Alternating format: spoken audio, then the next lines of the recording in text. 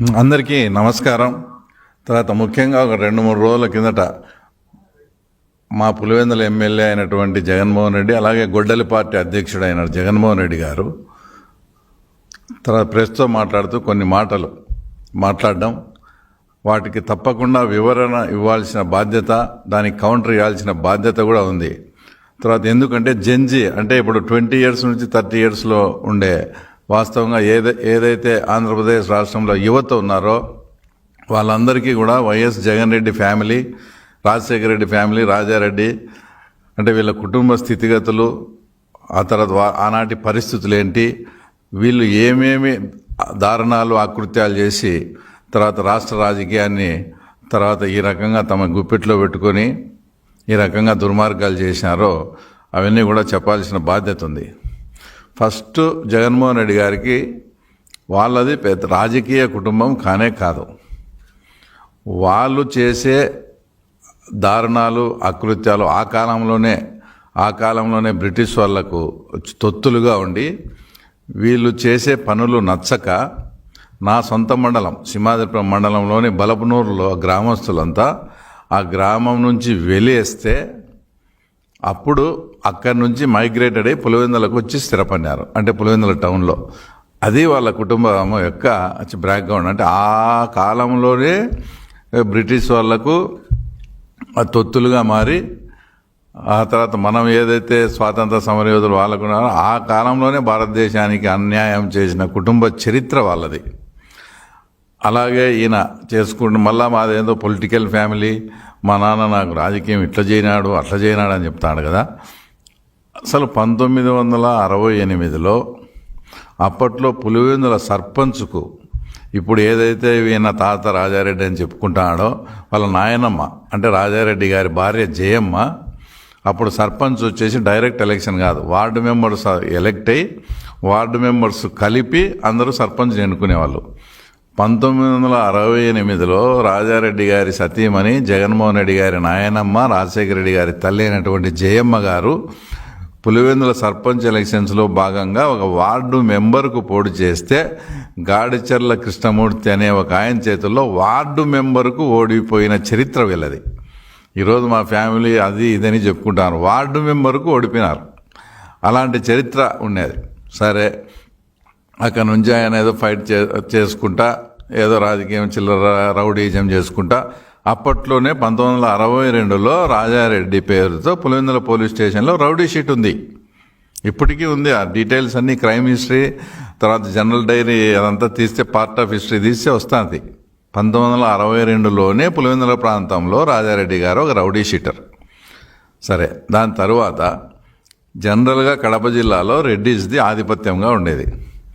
వీళ్ళందరికీ మంగంపేట దగ్గర చాలామంది రెడ్లకు అక్కడ బైరెటీస్ వచ్చాయి, అంటే ముగ్గురాయి. అందులో ఒక బీసీ కులానికి చెందిన చేనేత వర్గానికి చెందిన ఆయన వెంకట నరసయ్య అనే ఆయనకు కూడా మైనింగ్ వచ్చింది.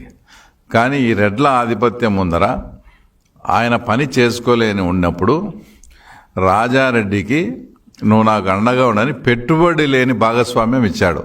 అంటే రూపాయి పెట్టుబడిలే రాజారెడ్డిది.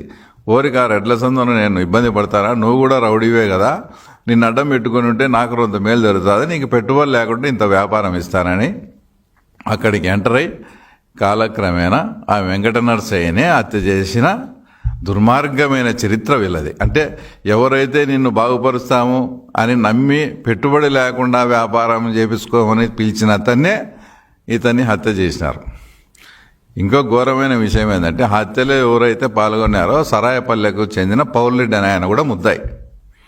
ఆ హత్య జరిగిన ఒక 3-4 సంవత్సరాల తర్వాత ఆ పౌల్రెడ్డి అనే ఆయన కూడా గోటూరు దగ్గర అనుమానాస్పదంగా మృతి చెందినాడు. అంటే ఏంటి, ఈ హత్య చేయించింది రాజారెడ్డి వీళ్ళేం తెలిసిపోతాదని హత్యలో పాల్గొన్న ఎవరైతే ఆ రోజు యాక్టివ్గా హత్యలో పాల్గొన్న పౌల్రెడ్డిని కూడా రాజారెడ్డి వీళ్ళే చంపించినారని కూడా పులివెందుల్లో ఈ విషయం అందరూ అనుకుంటారు. తర్వాత అందరికీ తెలుసు. ఆ రకంగా అక్కడ మంగంపేట బైరెటీస్ అనేది ఇలా సొంతం చేసుకొని దాంతో వచ్చే ఆదాయంతో చిన్నగా రాజకీయంలోకి ఎంటర్ అవుతూ ఆ ప్రాంతంలో ఏదైతే త్రివేణి స్టీల్స్ అని ఆ కాలానికి అక్కడ ఒక మంచి పారిశ్రామికవేత్త మురళీమోహన్ రెడ్డి అని త్రివేణి స్టీల్స్ పెట్టి ఆ ప్రాంతాన్ని బాగా ఆయన ఎదుగుతుండే క్రమంలో ఈ రాజారెడ్డి గారు అక్కడ మురళీమోహన్ రెడ్డిని కూడా హత్య చేయించాడు. అది ఎందుకు ఇదంతా చెప్పాల్సి వస్తుందంటే, ఇప్పుడు ఎవరైతే కొల్లం గంగిరెడ్డి అని ఉన్నాడో, అంటే రెడ్ శాండిల్కి అని సంబంధించిన ఆయన, ఆ గంగిరెడ్డి వాళ్ళ బ్రదరు బ్రహ్మానందరెడ్డి, గంగిరెడ్డి వాళ్ళ బాబురెడ్డి కలిపి ఈ మురళీమోహన్ రెడ్డిని ఆ రోజు రాజారెడ్డి చెప్తే హత్య చేయించారు. అప్పటి నుంచే వీళ్ళకి ఆ బంధం, కొల్లం గంగిరెడ్డికి వైఎస్ కుటుంబానికి బంధం అనేది ఎలా ఏర్పడిందంటే, ఆ మురళీమోహన్ రెడ్డి ఆ మంగంపేట బైరెడ్డిస్ చేస్తా కోడూరులో ఉండి ఇప్పుడు మన పార్టీకి చెందిన బత్యాల చెంగల్లాయడన్న మీద పులివెందుల నుంచి రౌడీలు పోయి ఎన్నిసార్లు హత్యా ప్రయత్నం చేశారో ఒకసారి చెంగల్లాయడ్ గారిని అడిగి కూడా వివరణ తీసుకోండి. నాకు తెలిసి 3 నుంచి 4 సార్లు అతి భయంకరమైన హత్యా ప్రయత్నాలు చేశారు. ఏదంటే దేవుని దయతో ఆయన అదృష్టం ఉండి తర్వాత బయటపడడం జరిగింది. ఇంకా 1989 ఎలక్షన్స్ అప్పుడు ముందు రాజారెడ్డి గారు జమ్మలమడుగు ప్రాంతంలో పెద్దమూడి మండలంలోని చిన్నమూడి అనే గ్రామానికి ఎలక్షన్ సందర్భంగా రిగ్గింగ్ చేయాలని పోయినాడు. ఆ ఊరంతా కూడా అప్పట్లో గుండ్లకుంట శివారెడ్డి జమ్మలమడుగు ఎమ్మెల్యేగా ఉన్నాడు. ఆయన ఆధీనంలో ఉండేది ఆ ప్రాంతం అంతా. ఈయన రాజారెడ్డి పోతే, నువ్వు పులివెందులకు అయితే రౌడీరా, మాకేం రౌడీ అని ఒక ఇంట్లో వచ్చి ఈయన బంధింపజేసి చాలా అవమానపరిచి ఆ రోజు పంపించారు. తర్వాత దానికి రిటాలియేషన్గా, దానికి ప్రతీకారంగా ఎలాగైనా కూడా శివారెడ్డిని అంతమొందించాలని ఆ దేవుడోళ్లకు వాళ్ళకుండే ఫ్యాక్షన్ నేపథ్యాన్ని అడ్డు పెట్టుకొని తర్వాత దేవుడోళ్లను పిలుచుకొని తర్వాత శివారెడ్డి మర్డర్ కూడా హత్యకు ప్లాన్ చేసినారు. అది కూడా ఏ రకంగా మాకు బాగా గుర్తుంది. ఈరోజు ఆదన్న వాళ్ళు, మిగతా వాళ్ళు, దేవుడు నారాయణ రెడ్డి అన్న వాళ్ళు కూడా మన పార్టీలోనే ఉన్నారు. వాళ్ళు ఏదన్నా పని మీద కూడా పులివెందుల వైఎస్ వాళ్ళ ఆఫీస్ దగ్గరికి వస్తే వాళ్ళని చూస్తానే అవహేళనగా ఏం అయిపోయిందా పని అనేది. అంటే ఏం పని అంటే, అదే శివారెడ్డిని చంపే పని. లేదు శివారెడ్డిని చంపకుండా ఇంకా వచ్చారా, మీకు సిగ్గులే, ఇంకా మీరు ఎన్నాళ్ళు ఉండే అంతే. ఏదన్నా మీరు వీటికి పులివెందులకు వచ్చేలకు శివారెడ్డిని చంపే రావాలా మీరు. అంత ఫోర్సబుల్గా వాళ్ళని అవహేళన చేస్తూ మాట్లాడి, వాళ్ళు ఇంకా వాళ్ళకు ఫ్యాక్షన్ నేపథ్యం ఉండేది, ఆ రకంగా మాట్లాడి కూడా తర్వాత వాళ్ళతో శివారెడ్డి మర్డర్ చేపించారు. ఎందుకు అంటే, ఈ ప్రతి మర్డర్స్ వెనక ఒక పక్కన హత్య రాజకీయానికి, ఒక పక్క రాజకీయానికి ఎందుకు ఇది కంబైన్డ్గా మెలికే ఉందంటే, శివారెడ్డి బతుకునేంత వరకు, వీరారెడ్డి గారు మాజీ మంత్రి బతుకునేంత వరకు జిల్లాలో ఎప్పుడే కానీ వీళ్ళ ఆధిపత్యం లేదు. 99లో కూడా మాకు 8 సీట్లు వచ్చినాయి. 94లో అవుట్ ఆఫ్ 11కు 9 సీట్లు వచ్చాయి. ఎప్పుడు వీళ్ళు ఉంటే ఇంకా మనం ఈ జిల్లాలోనే ఎదగలేనప్పుడు రాష్ట్రంలో ఎదగాలంటే ఎట్లా? కాబట్టి వీళ్ళని తుదమర్చించాలా. వీళ్ళకి ఎవరు ఆపోజిట్, వీళ్ళు వాళ్ళని చేరదీయడం, వాళ్ళతో చేపించడము, ఆ రకంగా తర్వాత శివారెడ్డిని కూడా మర్డర్ చేయించడం జరిగింది. ఇక రాజారెడ్డి హత్య, ఇది ఆయన మాట్లాడడం ఏదో జాలితో వదిలేసినాము, చూస్తూ వదిలేసినామని. అసలు రాజారెడ్డి ఏమన్నా ఆయన ఒక రౌడీ షీటరు. అనేకమైనటువంటి హత్యలతో పులివెందుల ప్రాంతంలో ఆయనకు ప్రత్యక్షంగా కానీ పరోక్షంగా కానీ సంబంధాలున్న వ్యక్తి. పేర్ల మా పార్త అన్న అతనికి అగనెస్ట్గా మండలం ఎలక్షన్స్లో చెప్పకుండా పోటీ చేసినాడనే ఉద్దేశంతో ఇతను ఉంటే ఏదైనా మళ్ళీ భవిష్యత్తులో మనకు రాజకీయంగా ఇబ్బంది పడుతుందని ఆయన పులివెందులో ప్రాక్టీస్ చేస్తూ ఉంటే తర్వాత కొందరిని రౌడీ మూకలను హైర్డ్ పర్సన్స్ పంపించి ఆయన మర్డర్ ప్లాన్ చేసినారు. దేవుని దయతో ఆ రోజు ఆ రూట్లో 2 కానిస్టేబుల్స్ కూడా వెళ్తూ ఉన్నారు. వాళ్ళకి ఇదంతా తెలియదు కాబట్టి అక్కడికి అటాక్ జరిగేటప్పుడు వాళ్ళు పోవడము, వాళ్ళని చూసి వాళ్ళు చనిపోయినాళ్ళని వదిలేసిపోవడము, వాళ్ళు ఇమ్మీడియట్గా హాస్పిటల్లో చేర్పించడము, ఆ రకంగా ఆయన బతికి బట్టగట్టినాడు. మాకు ఏ సంబంధం లేకుండా మాకు వచ్చి కేవలం రాజకీయానికి కోసమని మా అన్నను కానీ ఇంత పని చేస్తారా? ఇంకా రాజారెడ్డి బతికుంటే మమ్మల్ని చంపుతాడు కాబట్టి రాజారెడ్డినే మేము ఎందుకు చంపకూడదు అనే ఆలోచనతో చేసిన పని అది. నువ్వేదో వాళ్ళు ఏదో ఇంకోటో కాదు. నువ్వు బతికుంటే అతను మమ్మల్ని చంపుతావు. అట్టప్పుడు ఎవడైనా విధిలేని పరిస్థితుల్లో మా అన్న మీద అటాక్ చేసినారు, నువ్వు బతికుంటే మళ్ళా మమ్మల్ని చేస్తావని ఇంకా మేము మనుగడ సాగించాలంటే రాజారెడ్డి అనే వ్యక్తి భూమి మీద ఉండకూడదని వాళ్ళు ఆ రోజు అటాక్ చేయడం, ఆయన చనిపోతే ఆ రోజు సొంతం పాడతా అన్న వాళ్ళ తమ్ముడు ఉమామహేశ్వరరెడ్డి కూడా ఆ రోజు ఆ తర్వాత వీళ్ళతో హత్య గావింపమన్నాడు. ఆ రోజు ఆ బాంబులు వేసే క్రమంలో ఆయన కూడా దెబ్బ తగిలి వేరే చోటు ఉంటే పులివెందుల నుంచి పోయి ఎవరైతే ఇప్పుడు భారతీయ వాళ్ళ ఫాదర్ కానీ, అవినాష్ రెడ్డి ఫాదర్ కానీ, భాస్కర్ రెడ్డి కానీ, ఈసీ గంగిరెడ్డి కానీ ఆ కేసులో ముద్దాయారు అందరూ. వాళ్ళు ఆ రోజే ఈ రిటాలియేషన్కు ప్రతీకారంగా ఆ రోజే జరిగింది. విచిత్రమైనది ఏంటంటే రాజారెడ్డి మర్డర్ చేసినారని ఉమామహేశ్వరరెడ్డిని మళ్ళీ వాళ్ళు వచ్చి చంపితే రాజారెడ్డి కేసులో పడిన వాళ్లకు మీ అధికారాన్ని ఉపయోగించి శిక్ష పడింది. దానికి ప్రతీకారంగా జరిగిన మర్డర్లో శిక్ష పడలే. అంటే మీరు అధికారాన్ని ఏ రకంగా దుర్వినియోగం చేసి తర్వాత ఇంకా మేము జాలిపడి వదిలేసాం. నువ్వు వదిలేసేదేంది? వాళ్ళ నానా రకాలుగా ఇబ్బందులు పెట్టినావు. తర్వాత హైకోర్టులో వాళ్ళకు లైఫ్ పడింది.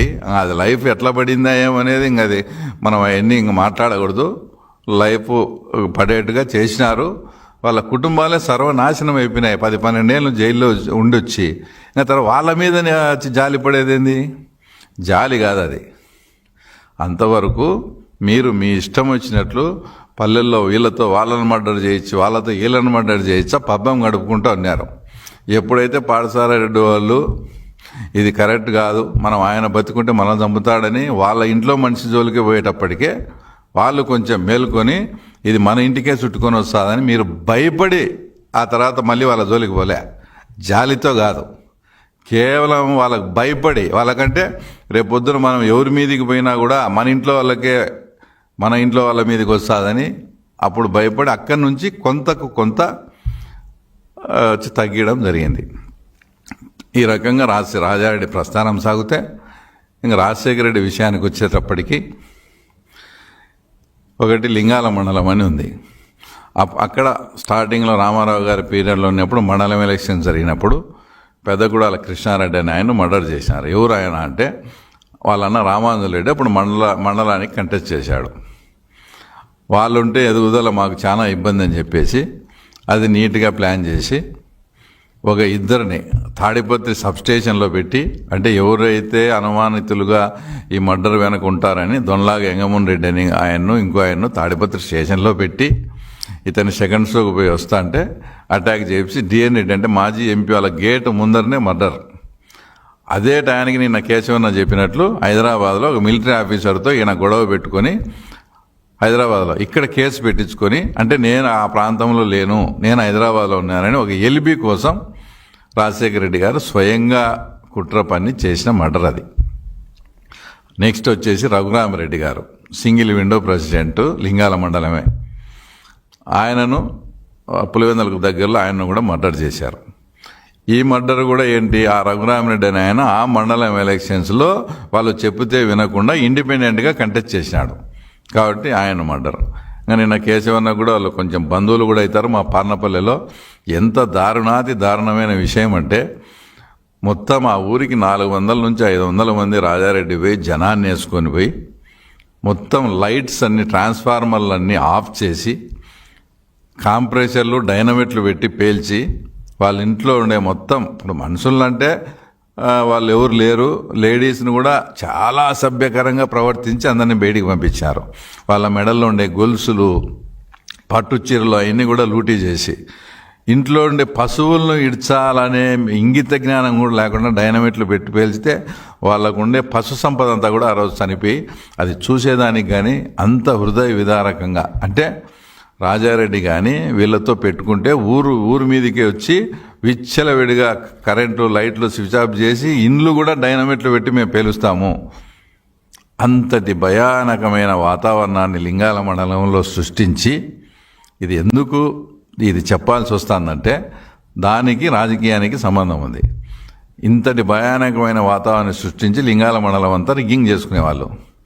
ఎప్పుడైతే మన చంద్రబాబు నాయుడు గారు ముఖ్యమంత్రి అయిన తర్వాత 1996లో ఎంపీ ఎలక్షన్స్ వచ్చాయి. అక్కడ రాజమోహన్ రెడ్డి గారు కంటెస్ట్ చేశారు. అప్పుడు ఈయన 4,000 చిల్లర 5,000 స్వల్ప మెజార్టీతో గెలిచినారు.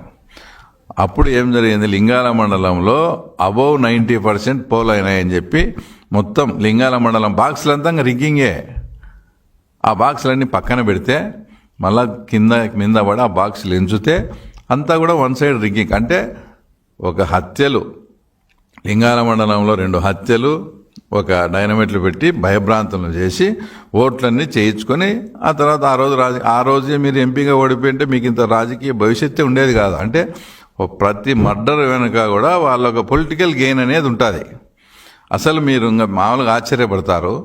గతంలో లింగాల మండలంలో ఎలక్షను రాత్రే బ్యాలెట్లన్నీ గుద్దేసుకొని పొద్దున ప్రజలు వచ్చే వారికి సంతకం పెట్టించుకొని పంపించేవాళ్ళు. అంటే పోలింగ్ అంతా రాత్రే పోలింగ్ ఆఫీసర్ని కంట్రోల్లో పెట్టుకొని ఆ ఊర్లోకి వస్తేనే రాత్రే బ్యాలెట్ పేపర్లు వస్తాయి. బ్యాలెట్ పేపర్లు రాత్రే అన్ని గుద్దేసుకొని పొద్దున్నే ఎవరైనా జనాలు వస్తే వాళ్ళతో వరకు సిగ్నేచర్ పెట్టుకొని పంపించేవాళ్ళు. అలాంటి ప్రజాస్వామ్య వ్యవస్థ వచ్చేసి పులివెందుల్లో ఉండేది. తర్వాత భారత్ బంద్ అని అప్పుడు మనం రామారావు గారి నాయకత్వంలో ఉన్నప్పుడు నేషనల్ ఫ్రంట్లో ఉన్నాం. భారత్ బంద్ జరిగితే విపరీతంగా పులివెందుల్లో జనాలు వచ్చి భారత్ బంద్ బాగా సక్సెస్ అయింది. ఆ రోజు ఏదైతే వాళ్ళకు కాలేజెస్ ఉన్నాయి, డిగ్రీ కాలేజ్ కానీ డిప్లొమా కాలేజ్ కానీ అప్పటికి వాళ్ళ కాలేజీలే, ఆ కాలేజీ లేకపోయి కూడా స్టూడెంట్స్ను లెక్చరర్స్ను ఈరోజు బంద్ అని చెప్పి పంపించారు. ఇంతవరకు వాళ్ళ కాలేజీలోకి ఎంటర్ అయిన చరిత్ర ఎప్పుడు లేదు. మా కాలేజీలోకి వచ్చి మా కాలేజీలే మూపించేంత ఇది ఉందా మీకు తెలుగుదేశం వాళ్ళకు? ఇది కాదు, కంట్రోల్ తప్పింది, మనకు భయం పోయింది, ఏదోటి భయం క్రియేట్ చేయాలని అప్పటికప్పుడు ఒకతను విలేకర్ నారాయణ అని ఏదన్నా మంచి స్టోరీలు తెలుగుదేశం పార్టీ తరపున రాసన్నాడు. విలేకర్ నారాయణ మర్డర్ పులివెందుల్లో. తర్వాత ఒక వారం గ్యాప్ ఇచ్చి నంద్యాలపల్లి శివరామరెడ్డి అని ఆయన మర్డర్. వాళ్ళకు రాజకీయాలు ఏం సంబంధం లేదు పెద్దగా, జస్ట్ సానుభూతి పరులు. ఆ 2 మర్డర్స్తో పులివెందుల టౌన్ అంతా సరెండర్. ఏ సంబంధం లేకుండా కొంచెం సానుభూతి పరులుగా ఉండే వాళ్ళనే మర్డర్ చేస్తే ఇంకా తెలుగుదేశం వైపు యాక్టివ్గా తిరిగే వాళ్ళ మా పరిస్థితి ఏందని ఆ 2 మర్డర్స్తో పులివెందుల టౌను ఆ తర్వాత ఆటోమేటిక్గా ఇచ్చేసి మర్డర్. తర్వాత మా మిత్రుడైనటువంటి దేవుడి శంకర్రెడ్డి రాజలక్ష్మి వాళ్ళ దగ్గర విశ్వప్రసాద్ రెడ్డి అని అతను మన కీలక మంచి అబ్బాయి, అప్పట్లో బాగా యాక్టివ్గా ఉండేవాడు. అతన్ని కూడా మర్డర్ చేసి ఆ విశ్వప్రసాద్ రెడ్డిని కూడా ఇది చేసినాడు. తర్వాత ఇదంతా లింగాలలో జరిగింది. ఇంకా దారుణమైన విషయం ఏంటంటే తర్వాత తుండూరు మండలంలో ఇనగనూరు అనే ఒక ఫ్యాక్షన్ విలేజ్. దాంట్లో 2 గ్రూపులు కూడా, ఒక గ్రూప్ రాజశేఖర రెడ్డి దగ్గర పోతుంది, ఒక గ్రూప్ రాజారెడ్డి దగ్గర పోతుంది. లేదంటే ఒక గ్రూప్ రాజారెడ్డి దగ్గర పోతే ఒక గ్రూప్ వివేకానంద రెడ్డి అట్లా మేనేజ్ చేసేవాళ్ళు. వాళ్ళిద్దరినీ కాంప్రమైజ్ చేస్తాము, మీరు పులివెందులకు రండి అని చెప్పి వీళ్ళకు కొంచెం అనుకూలంగా ఉండే వాళ్ళకి హింట్ ఇచ్చి వాళ్ళను కూడా పిలిపిస్తామని ఇనగనూరు నుంచి పులివెందులకు వచ్చే దారిలో వీళ్ళకి ముందే ఇన్ఫర్మేషన్ ఇచ్చి వాళ్ళు అటాక్ చేస్తే 3 మర్డర్లు జరిగినాయి. చూడండి ఎంత దారుణంగా వీళ్ళు ఆ తర్వాత హత్యలకు రాజకీయానికి ముడిపెట్టి, అప్పుడు మళ్ళీ వాళ్ళందరూ జైలుకు పోతే వాళ్ళని జైలుకు పోయి వీళ్ళే కాపాడి వీళ్ళే తీసుకొస్తారు. ఈ ఉండే వాళ్ళతో మళ్ళీ ఇటు సైడ్ మర్డర్ చేస్తారు. లాస్ట్కు 2 వర్గాలు కూడా విధి లేని పరిస్థితుల్లో వాళ్ళకి ఏమి చేత కాక సరెండర్ అయిపోయి ఇద్దరికి ఊర్లో ఏమో కొట్లాడుకుంటారు, వీళ్ళు పిలిచేమో ఆఫీస్ కాడికి 2 వర్గాలు ఉంటాయి ఆడ, మళ్ళా ఊరికి పోతే మళ్ళీ కొట్లాడుకుంటారు. అట్లాంటి వాటిని కూడా ఒక నాయకత్వం వహిస్తూ ఇంకొక నాయకత్వం వహిస్తూ 2 గ్రూపులను మెయింటైన్ చేసుకుంటూ అలాంటి 2 ఫ్యాక్షన్ విలేజ్లో 2 గ్రూపులు మెయింటైన్ చేసిన తర్వాత నీకు ఓటింగ్ వస్తే పొద్దున్నే ఓటింగ్ రానిచ్చేది లేదు, ఏం లేదు, రిగ్గింగ్ చేసుకునేది. ఆ రకంగా వీళ్ళు రాజకీయంగా స్టెప్ బై స్టెప్ వచ్చేసి ఎదుగుతూ వచ్చి ఉన్నారు. ఇదంతా రాజశేఖర రెడ్డి గారి స్టోరీ. ఇంకా మన జగన్మోహన్ రెడ్డి దగ్గరికి వచ్చేటప్పటికి వాళ్ళ ఆయన ముఖ్యమంత్రి అయినాడు. ఇంకా ఈయనకు అప్పుడప్పుడే ఇది ఉంది. గుట్ట మీద మా అందరికీ బాగా తెలిసిన వ్యక్తి ఎరికెల మహేష్, అంటే క్యాస్ట్ ఎస్టీ. ఆయన నగరగుట్ట మీద ఆ ప్రాంతంలో బాగా మంచి ప్రజాదరణ, ఆ ప్రాంతంలో అంత తెలుగుదేశం పార్టీ గట్టిగా ఉంది. అప్పుడు ఈయనంతా బెంగళూరు బేస్డ్ జగన్మోహన్ రెడ్డి. నేను బెంగళూరుకి పోయి వచ్చేటప్పటికి ఎరికెల మహేష్ కానీ చంపుతారా లేదా అని అల్టిమేటం ఇచ్చిపోతే ఇమ్మీడియట్గా ఒక వారానికి ఎరికల మహేష్ను దేవిరెడ్డి శంకరెడ్డి ద్వారా అది చంపడం జరిగింది. దాని తర్వాత ముఖ్యంగా జగన్మోహన్ రెడ్డి, మీరు చూసే జగన్మోహన్ రెడ్డి, మాకు తెలిసిన జగన్మోహన్ రెడ్డి ఏంటనేది ఈ రాష్ట్ర ప్రజలకు ఒక చిన్న ఉదాహరణతో చెప్తా, అతని మనస్తత్వం ఏంటో. ఆ ఎరికల మహేష్ అనే అతన్ని చంపిన తర్వాత మళ్ళీ 6 నెలలకో 9 నెలలకో ఆ మహేష్ వాళ్ళ తమ్ముని కొడుకు ఉదయ్ అని జస్ట్ 19 years, వాళ్ళ ఫ్రెండ్ సాకే రామాంజలని 20 years, వాళ్ళు కూడా ఇబ్బందిగా ఉంది, మా పెదనాయన చంపిన వాళ్ళని మేము చంపుతామని వాళ్ళని అన్నట్టు ఇదంతా క్రియేట్ చేసి వాళ్ళని కూడా మర్డర్ చేయాలని ప్లాన్ చేసుకున్నారు. సరే, ఏదైతే ఇప్పుడు వివేకానంద రెడ్డి కేసులో అనుమానితునిగా చనిపోయిన కువైట్ గంగాధర్ రెడ్డి అనే వ్యక్తి ఆ రోజే దేవిరెడ్డి శంకరెడ్డి అతనితో కోర్టు ఆపరేషన్ చేసి ఆ ఉదయ్ అనే అబ్బాయిని సాకే రామాంజన్ను వేరే వాళ్ళ ద్వారా ఈ కువైట్ గంగాధర్ ద్వారా పిలిపించి వాళ్ళకు బీర్లో ట్యాబ్లెట్లు వేసి బీరు దాపి వాళ్ళు అన్కాన్షియస్లోకి వెళ్ళిపోయినారు. ఆ టయానికి జగన్మోహన్ రెడ్డి వీళ్ళ నాలెడ్జ్ లేకుండా పులివెందులకు వచ్చాడు. జగన్మోహన్ రెడ్డి పులివెందుల్లో ఉండగానే ఇది చేస్తే మళ్ళీ జగన్మోహన్ రెడ్డి తో మళ్ళా చెప్పకుండా చేశారంటారని వాళ్ళు ఇన్ఫర్మేషన్ని జగన్మోహన్ రెడ్డికి పాస్ చేసినారు. నువ్వు ఈ టైంలో ఎందుకు వచ్చావు, మేము ఇట్లా పని పెట్టుకుని వాళ్ళు అన్కాన్షియస్ అయిపోయినారు, మేము వాళ్ళిద్దరిని వేసేయాలా, నువ్వు ఎందుకు వచ్చావు అంటే ఏందిరా ఇట్లా చేసినారు, ఉండండి నేను పోయినంతవరకు చేయొద్దండి, నేను గ్రీన్ సిగ్నల్ ఇచ్చినాకనే చేయండి అని చెప్పి యాక్చువల్గా ఆ రోజు ఇడుపులపాయలో నైట్ హాల్ట్ ప్రోగ్రామ్, ఆ ప్రోగ్రామ్ కూడా క్యాన్సిల్ చేసుకొని హుటాహుటిన బెంగళూరుకి పోయి మళ్ళీ బెంగళూరులోనే ఇబ్బంది అని బెంగళూరు ఎయిర్పోర్ట్కి పోయి ఢిల్లీకి ఫ్లైట్ టికెట్ తీసుకొని నేను టేకాఫ్ అయిన తర్వాత మీరు చేయండి, మీ టయానికి నేను జర్నీలో ఉండాలా, నాకు ఎలిబీ కావాలని చెప్పి ఈయన ఢిల్లీకి పోయి టేకాఫ్ అయ్యి అక్కడ వాళ్ళ పిఏకు సమాచారం వస్తానే సారు టేకాఫ్ అయినాడని. ఇక్కడ వీళ్ళు ఆ ఇద్దరు అబ్బాయిలను మనిషిని మర్డర్ చేయొచ్చు, ఇది కసి ఉంటేనో ఏదో జరుగుతుంటాయి, కానీ అతడు సినిమాలో చెప్తారు చూడు, ఆ మర్డర్ ఎంత వైలెంట్గా ఉండాలని. ఆ టైపులో ఇద్దరు పిల్లలను 2 గొంతులు కోసి సపరేట్గా మొండెం ఒకటి తల ఒక చోట మొండెం ఒక చోట పెట్టి, ఇంకా తెలుగుదేశం పార్టీ జోలికి వస్తే ఎవరి చావైనా ఇంత భయానకంగా ఉంటుంది అని చాటి చెప్పే విధంగా 2 గొంతులు కోసి ఒక బ్రిడ్జి కింద వేసినారు. మొండెం ఒక చోట తల ఒక చోట, ఇద్దరు అబ్బాయిలను 20 years. అప్పుడు జగన్మోహన్ రెడ్డికి చెప్పినప్పుడు నువ్వు ఈరోజు శాంతి దూత మాదిరి, తర్వాత మదర్ తెరీసాకు అన్న మాదిరి మాట్లాడుతున్నావే, రే చిన్న పిల్లలు వాళ్ళ నాయనతో ఏదో పోయింది, ఎందుకు ఆ పిల్లలను అట్లా చేస్తున్నారు, వద్దు ఇంటికి పంపిండని చెప్పాలనా, నువ్వు ఇడుపులపాయ నుంచి బెంగళూరుకి పోయి ఫ్లైట్కి పోయి వాళ్ళిద్దరినీ గొంతులు పోయమని చెప్తావా? అంటే ఇంత ఇది పులివెందుల్లో ప్రత్యక్షంగా వాళ్ళు ఇప్పుడు అక్కడ ఉన్న వాళ్ళు కూడా ఇక్కడ ఉన్న వాళ్ళు అక్కడ ఉన్నారు, అంత జరిగిన ఇంత ఘోరాతి ఘోరంగా వచ్చేసి జగన్ రెడ్డి ఆ ఇద్దరు పిల్లలను చంపిన ఘటనలో పరోక్షంగా అతనే. ఇంతటి ఘోరమైన ఇంకోటి ఇప్పుడు పరిటాల రవిది, మద్దెలచెర సూరి గారికి తర్వాత మీకు స్నేహ సంబంధాలు లేవా? ఆయన జైల్లో ఉండి ప్లాన్ చేసి పరిటాల రవి లాంటి వ్యక్తిని జైల్లో ఉండి ట్రాప్ చేసి మర్డర్ చేస్తాడా? ఫస్ట్ బల్లారులో ఆర్కే అతని మర్డర్ చేశారు, తర్వాత అనంతపూర్లో తగరకుంట ప్రభాకర్ రెడ్డి అని రవి అనుచరులను మర్డర్ చేశారు, 3వసారి పరిటాల. అంటే మీకు ఇంటెలిజెన్స్ వ్యవస్థ లేదా? ఆ మర్డరు ఈ మర్డరు తర్వాత ఇదేది మీకు తెలియదా? దగ్గరుండి మీరే చేపించి నువ్వు పార్టీలోకి వస్తావా, ఆయన నిజాయితీ పరుడే, నేను తెలుగుదేశం పార్టీ విడిచిపెట్టి రానన్నాడు పరిటాల రవి గారు, రాకుంటే మర్డర్ చేస్తాం.